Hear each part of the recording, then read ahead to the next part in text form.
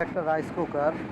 এই যে রাইস কুকারের তার মূল তার অর্থাৎ মেইন লাইন 220 ভোল্টের লাইন এই দিক দিয়ে ফেজ ঢুকে সরাসরি ফিউজের মাধ্যমে হয়ে হিটারের এক মাথায় আছে। আরেকটা লাইন সরাসরি চলে গেছে সুইচের এক প্রান্তে, এই যে উপরের এই সুইচের উপরের প্রান্তে। আরেকটা লাইন, এটাকে বলি আর্থিং। এই আর্থিংটা এটা বডির সাথে লাগিয়ে আছে। তো রাইস কুকারের কানেকশনটা আসলে খুবই সহজ।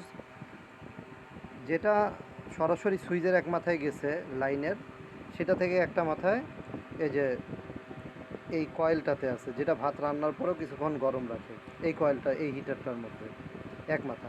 আরেকটা মাথা চলে যাবে ওই যেই মাথায় সরাসরি কারেন্টের লাইন দেওয়া নাই তার বিপরীতে, তার বিপরীত মাথায়।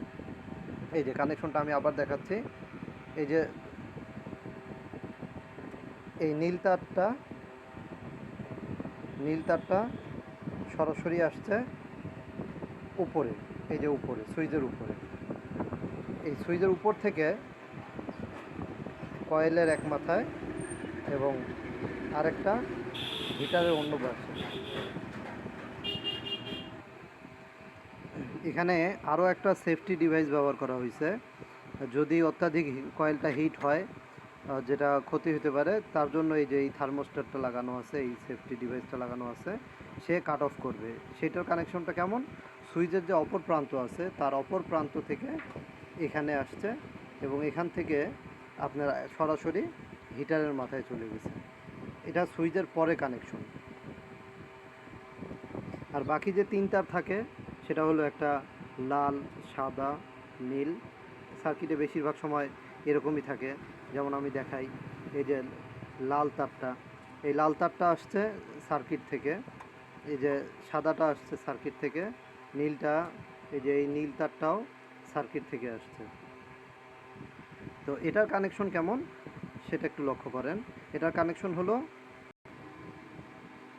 সার্কিটের কানেকশন। আপনি যখন এই যে রাইস কুকারটা উল্টা করে নেবেন, উল্টা করে নেওয়ার পর মাঝখানে যে পয়েন্টটা, এটা নীল পয়েন্ট থাকে, নীল তারটা থাকে। আর বাম সাইডে, হাতের বাম সাইডে, অর্থাৎ রাইস কুকার উল্টা করার পর হাতের বাম সাইডে থাকে লাল তারটা এবং সাদা তারটা থাকে সবার শেষে ডান সাইডে। আমি যদি বাম সাইড থেকে ডান সাইডে যাইতে চাই, সেক্ষেত্রে প্রথমে লাল তার, তারপরে নীল তার, তারপরে সাদা তার থাকে। এটার কানেকশন খুবই সহজ। এখানে যে লাল তারটা আছে সেটা সরাসরি কয়েলের এক মাথায় চলে আসবে, অর্থাৎ যেটা বাম সাইডে ছিল। আরেকটা তার হচ্ছে নীল তার, যেটা মাঝখানে, সেটা সুইচের দ্বিতীয় কন্টাক্টে লাগবে এবং তৃতীয় যেটা, সেটা সুইচের মেইন কন্টাক্টে লাগবে, যেটার সাথে 220 ভোল্টের লাইন থাকবে। এটাই ছিল কাল।